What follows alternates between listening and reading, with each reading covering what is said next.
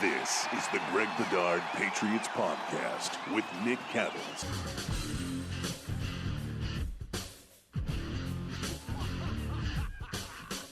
Greg Bedard Patriots Podcast. John Zannis filling in for Nick Cattles, who will be back next week. I guarantee you that.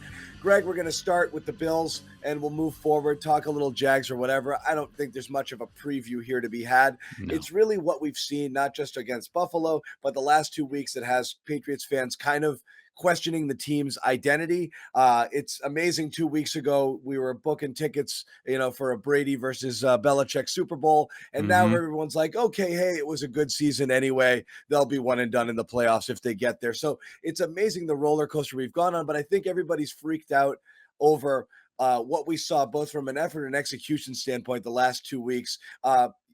Going down big to Indy early and then just basically doing nothing right against Buffalo early in that game as well.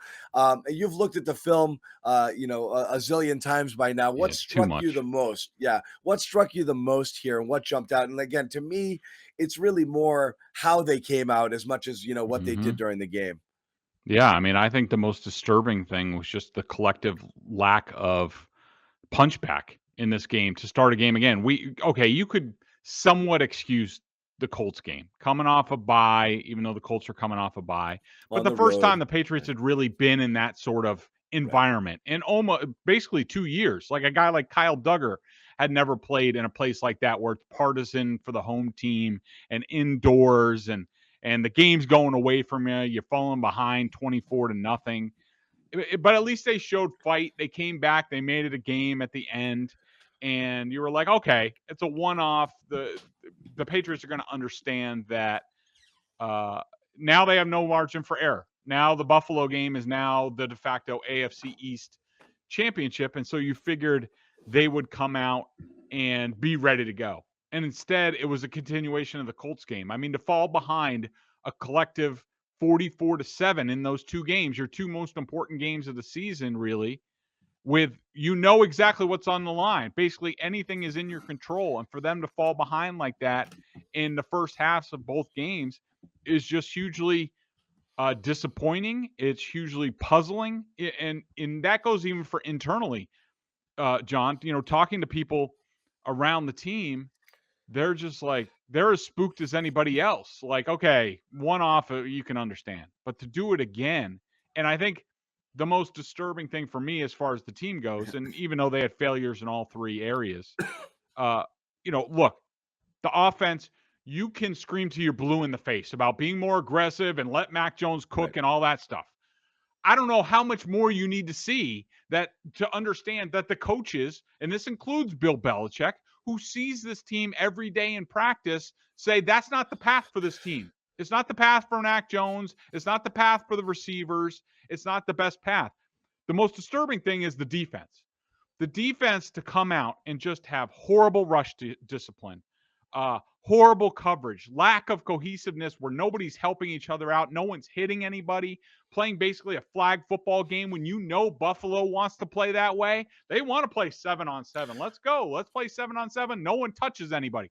That's their game. And for the Patriots just to do nothing, Matthew Judon on a complete no-show in the biggest game of his Patriots career.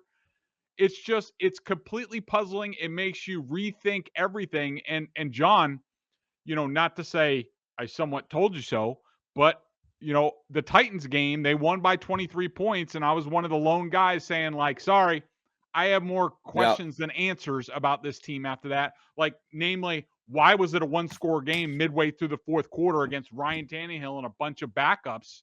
And everybody wanted to talk about how great Mac Jones was and how they won by 23 points. Now you know. Now you know why this team is in trouble right now. And anything can happen in these last two games. I'm not ruling anything out. No doubt about it. But the thing you said earlier, I want to follow. You said, everyone says, let Mac do this and blah, blah, blah. And then they're disappointed when not.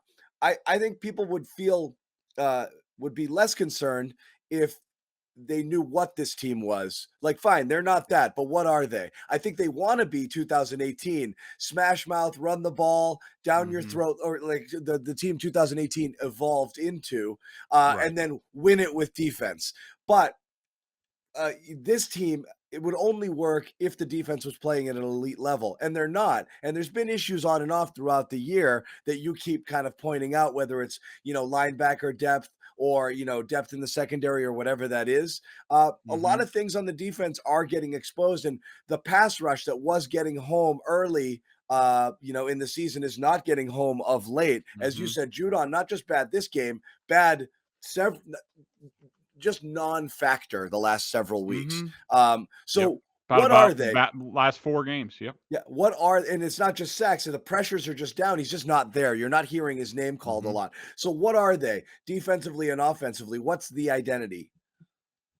Yeah, it's a good question. I don't think they know, and that's the and problem. It's late to not know. That's the problem. Yeah, right. It is. And look, the best case scenarios that you're hoping for is that it's 2018 again, which is, look, they had the disappointing loss down in Miami on the kickoff return. We know that was a fluke, but the kickoff return is sort of like Jakob Johnson's punt block, almost the same sort of thing.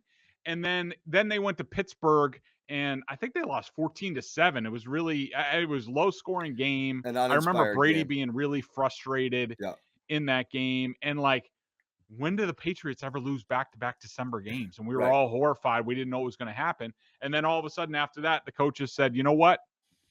We're going to stop throwing the ball so much. We're going to start running the ball, using our offensive line. We're going to rely on our defense. And that's the way they won the Super Bowl. I mean, look, Brady was heroic in the fourth quarter against KC in the AFC Championship game. We understand that. But largely how they were constructed or how they went forward was the running game and defense. The defense was the standout in the Super Bowl against the Rams, completely shut that team down. And the problem is that they're a long ways from that team. They did it in 2018, 2019, they fell down the stretch. The defense let the team down. We thought it was going to be the strength. Now you're wondering, is this more like 2019?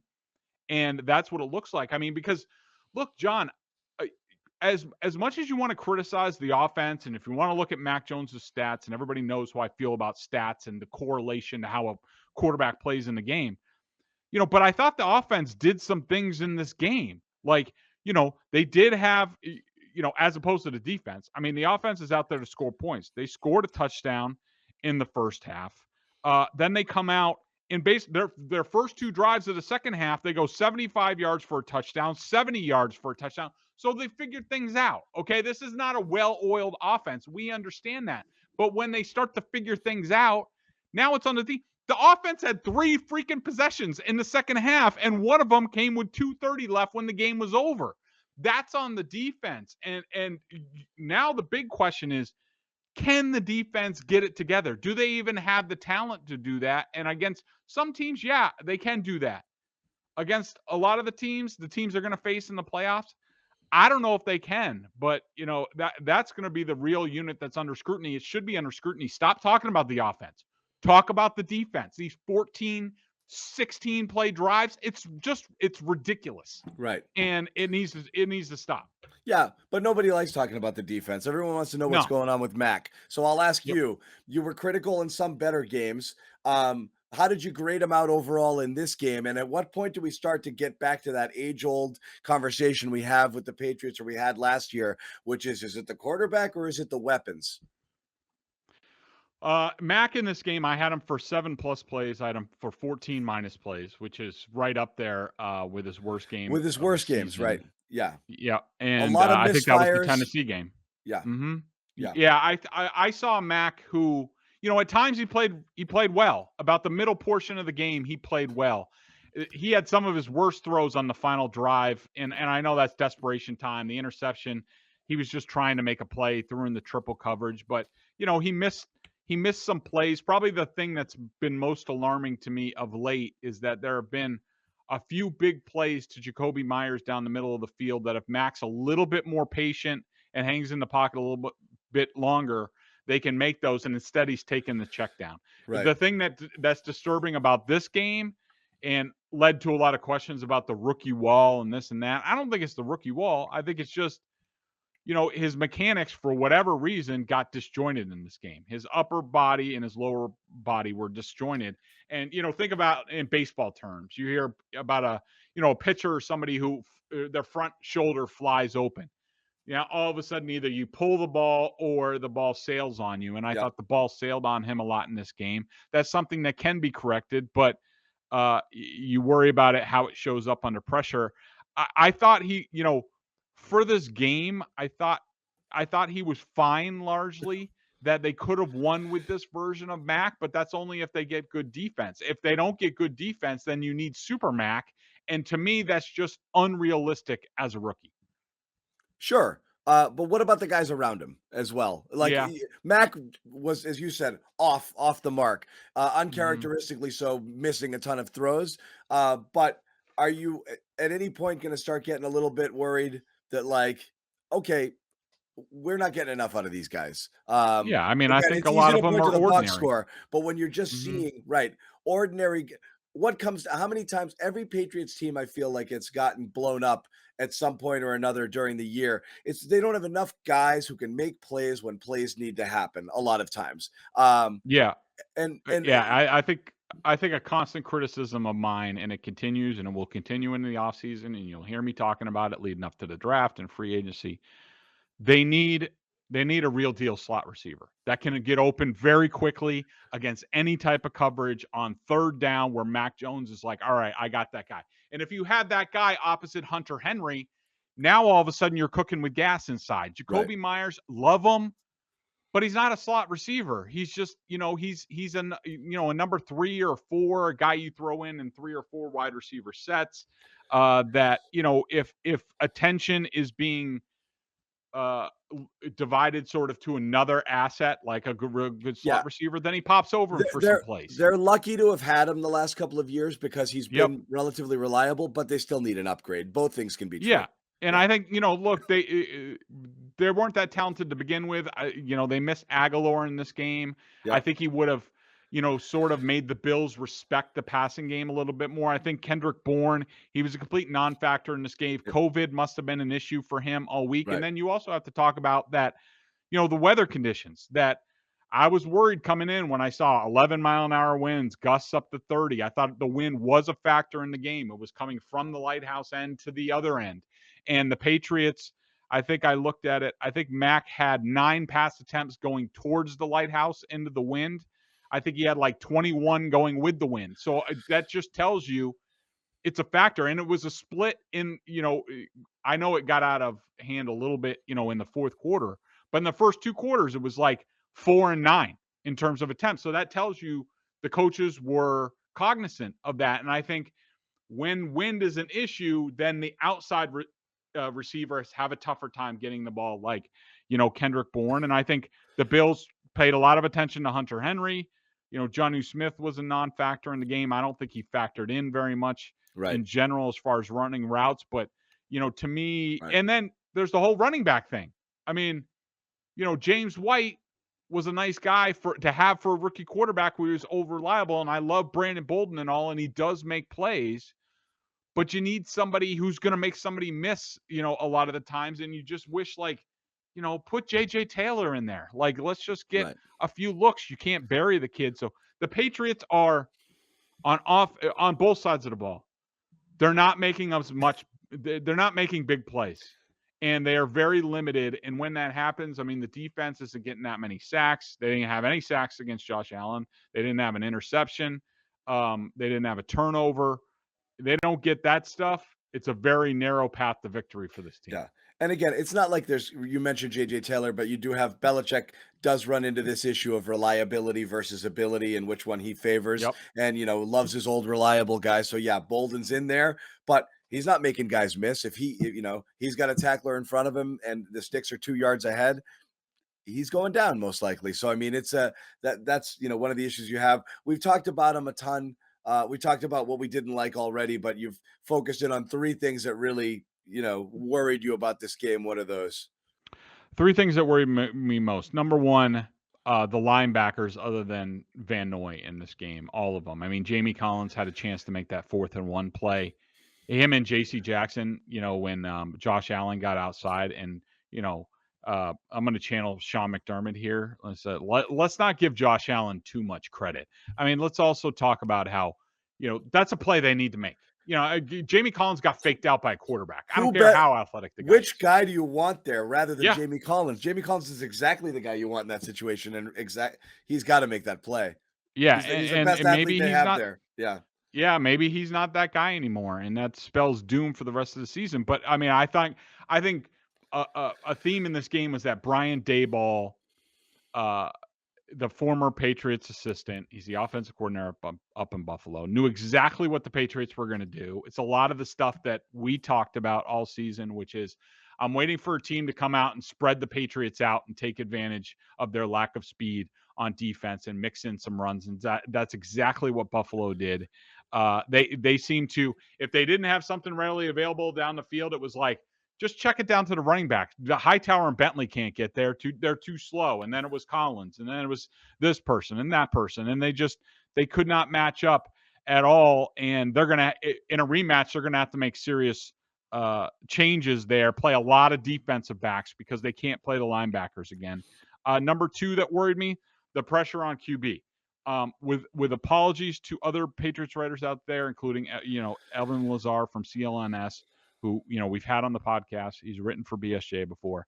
I know he had like a 40% rate of pressure in this game, and you can make that argument that it was there if you're using a very high bar for what pressure is. When I watched it, I didn't see it. I didn't think a lot of it was effective pressure. I thought a lot of times Josh Allen wasn't bothered by it and moved not because of rush, but to make a play. And because the Patriots gave him about 10 yards to run and make a play and do whatever he wanted. So I only had the pressure rate at 21%. And that is not good enough. I don't care what quarterback you're playing in this league. You do that, you're going to get ripped.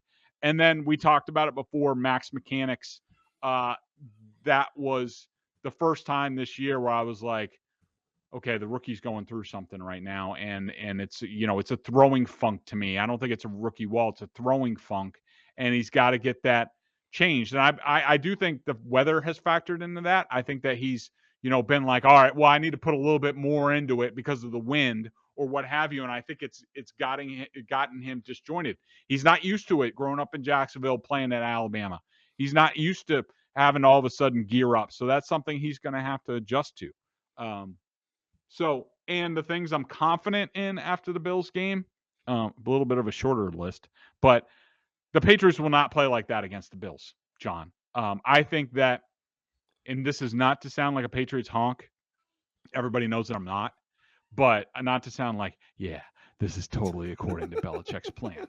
That I think the weather set them up for failure in this game, but could set them up for success if they meet again, because they were going to get this ass whooping at some point by the Bills. The Bills have probably sat on this game plan since the offseason, had it ready since midseason. These two games, they know the AFC East was going to come down to these games, and luckily for them, the weather negated it. And for the Bills, so the Bills could hold that. They unleashed it in Foxborough. Now the Patriots have all the film, just like I watched ad nauseum this week. I wanted to vomit into my wastebasket watching it. But they're just going to be like, well, they're not going to rush like this again. They're going to have different personnel. They're going to cover differently. They're going to have a much better plan. So I feel much better about that. Damian Harris, incredible in this game. That the Bills were keying on him, and there wasn't much of a passing game to keep them off balance. For him to still do what he did gives me a lot of confidence. I thought the hammy looked all right, but I do think he has another level to go to. I think he wasn't quite 100% in this game.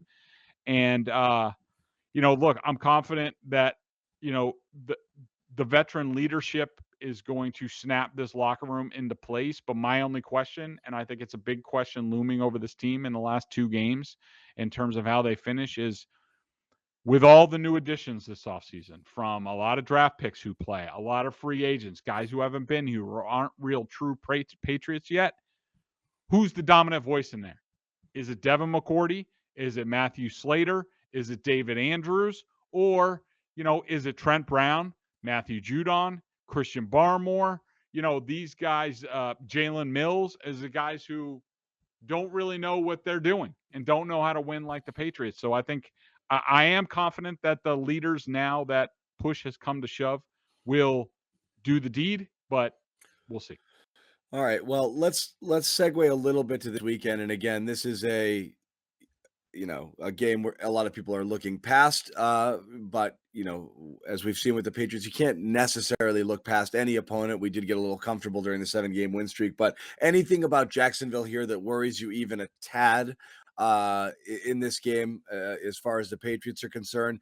Does this have a chance of is this going to be the second Jets game, or is this going to be the Houston game? What are they going to do against a clearly inferior opponent? Yeah, Jacksonville is having so many COVID issues at this point. I think they have 23 guys on the list that you're not even sure. I think I saw one report today that they have 33 guys healthy on the active roster right now. So it shouldn't be much of a problem. I would say, where I worry, I want to see them do a little bit better against an athletic quarterback like Trevor Lawrence. I think he will press them on the edges a little bit, so that will be helpful. I think their cornerback play is decent. So I really want to see the defense play much tighter, which I think they will. And I won't really care on Sunday when they do it, because it's the Jaguars and it's a rookie quarterback who is in a terrible situation. But and I want to see the offense hit some shots down the field. I want to see them get everybody involved, guys who haven't touched the ball in a long time. Spread it around, get everybody feeling a little bit better, because, that Dolphins game the next week is going to be tough, and it's going to be very important, and they need to get going in the right direction quickly, or else, I don't even know if they're sure to making the playoffs. If they split these final 2 games, I mean, you think Vegas and the Dolphins are going to lose one, but if they don't, I don't know. Patriots are in a tough spot. I like them like 34-10, somewhere in that range, and and then the season really starts with, there will be no bye week around here if they make the playoffs, and so Miami's going to be a playoff game. They flunked the other 2 playoff games. Let's see if they answer the bell in a tough environment. There will be more Patriots fans there, but good luck with the heat and humidity, and we'll see. We will see. Let's get to our Boston Sports Journal member question of the day. This comes from R. Malloy. R. Malloy? Yep. Do you know R? I know his questions. You know his questions. Happy New Year, Greg. If the Patriots clinch the playoffs this week, and actually first let me tell everybody, you got to check out BSJ $39.99, the annual plan. Not only top-notch analysis of all Boston pro sports, but if you're a Patriots junkie and you're listening to this podcast, you probably are. BSJ membership gives you a ton of video analysis that Greg does on the coach's film and direct access to him only in weekly chats. The only way you can get that is to subscribe today. So if you haven't, do so heading into the new year. $39.99 annual plan. You can't beat that. Again, R. Malloy, Happy New Year, Greg. If the Patriots clinch the playoffs this week, do you think they will treat the following week as a bye, because they may have Saturday game on wildcard weekend and don't want a short week in order to get physically ready for either Tennessee or Cincinnati, presumably? First of all, I don't think they're gonna. Will they treat next week as a bye week? So that would mean the Miami game. Will they just rest everybody for Miami if they make the playoffs this week? Hell no. This team is not good enough to. No. They might spot rest a guy or two. If Judon is really beat up, which might explain his play over the last month or what have you, then yeah. But outside of that, this team needs to play better. I mean, what the hell have they proven? Even against Jacksonville, what have they proven? What have they earned in terms of time off? It's only spot rest for anybody who really needs to get healthy. Other than that, screw that. This team needs to play. They need to play as much as possible. They need to play well to get going on, any type of role going into the playoffs. So no. That would be a big no. Again, the thing with me on that one is it's they literally, again, we said it during this podcast, we're heading into the final 2 games of the season, and you still don't really know what the team does super well and who they are and what they're going to be and what they need to do. As you said, the 2018 team came into its identity a little bit late. Best case scenario, that's what it is. But again, right, you got to look at this weekend at the very least as a let's get right. Let's really fine tune some things here. Put a whoop into Jacksonville and go out and be competitive against Miami headed into the playoffs, because whoever they play at this point, it's probably going to be on the road and it's probably going to be challenging. That's it for the Greg Bedard. Greg, any final thoughts before we wrap?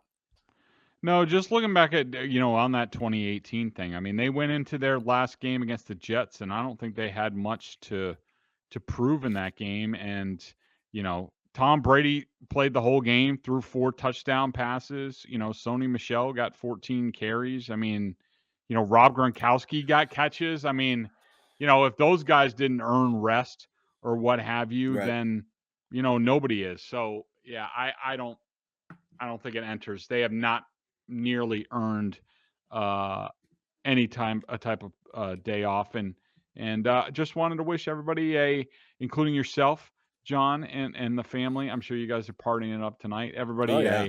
a happy, healthy. Everybody stay healthy, and help us endure this little thing that we're going through again, and so that we can have lots of sports very soon, uninterrupted. Sports and normal stuff and the things that we all Yep. like doing. I want to give a special shout out to all the listeners of the Greg Bedard Patriots podcast as well. The show has now, it's in year 2, but it's grown immeasurably year over year. The amount of both viewers we have on the CLNS Media YouTube channels and the amount of downloads, and you people who are listening to it on a weekly basis, we thank you. Keep it coming. If you want to help us out, again, subscribe, like, rate, review, all of that stuff. And how about for this? Tell a friend, someone who doesn't listen to it, recommend the podcast to them. Let them know that this is the best Patriots, that Nick and Greg here twice a week, the best Patriots coverage in town, bar none. It's not even close. Thanks again for listening, guys. Happy New Year.